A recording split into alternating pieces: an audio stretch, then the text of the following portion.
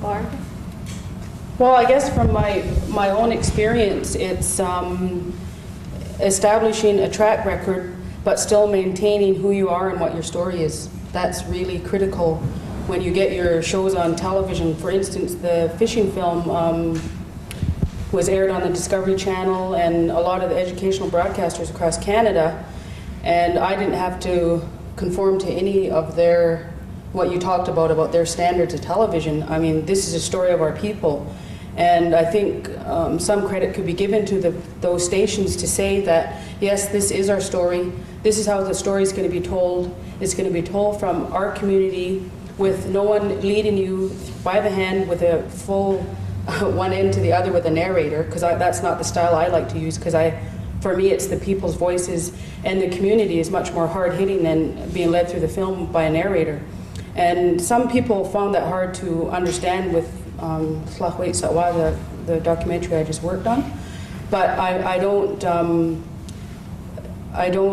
kind of go by their rules, if you know what I mean, like what they expect. That I wouldn't do it probably if I had someone come in and tell me this is what's good for you. You know, I think I've maintained the level of where our stories need to be told, and it's in the words of our own people. And track record's important because on the fishing film, it basically opened the door for me to those education broadcasters, National Film Board, Telefilm, BC Film, and they've been supportive, and feel now the project that I'm working on now, they know who I am now, and that I will be coming to them again for funding for my next project. And track record, if it's important, but I think, but never to lose sight of why you're doing it, and the strength that comes from within our own our stories, and how they can't be, because if I was just doing mainstream stuff, then I probably wouldn't do it, because it's just, we're playing by their rules, and it doesn't work that way, for me anyway. It has to be, it has to be our stories, and it has to be done in a way we storytell. And it's really different for a lot of the general public to watch that kind of a different style of filmmaking, I think. Yeah. We'll switch over to Sandy and then back to Rick. Well, actually, I was going to ask you about the current project that you're doing, the canoe. Mm-hmm. That was my comment. Yeah. Could you talk more about the project that you're currently editing? The canoe? Right. Okay. There was a festival of ocean-going canoes that was held in 1993 in Bella Bella.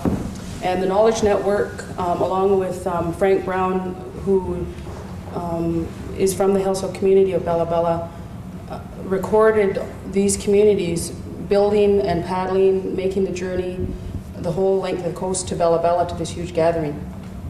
And so they shot 90 hours of footage and hired me on last November to complete the story. So I directed, I shot more stuff, brought it up to date, and raised the rest of the money, and we had a budget of about $251,000 to complete, and I raised the rest of the money basically, and